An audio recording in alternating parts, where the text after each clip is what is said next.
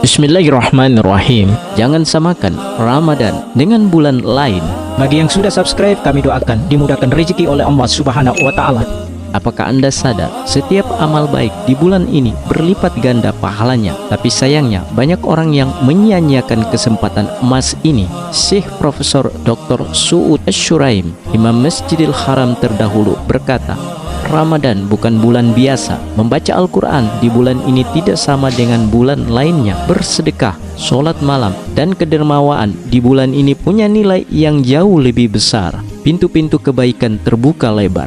Tak ada alasan untuk melewatkannya. Jika kamu tak bisa sholat malam, maka bersedekahlah. Jika itu pun sulit, bacalah Al-Quran. Jika belum mampu, perbanyak zikir. Dan jika masih berat, minimal tahan lisan dan perbuatan dari keburukan. Semoga Allah memberi kita taufik untuk mengisi Ramadan ini dengan amalan yang dicintainya. Amin.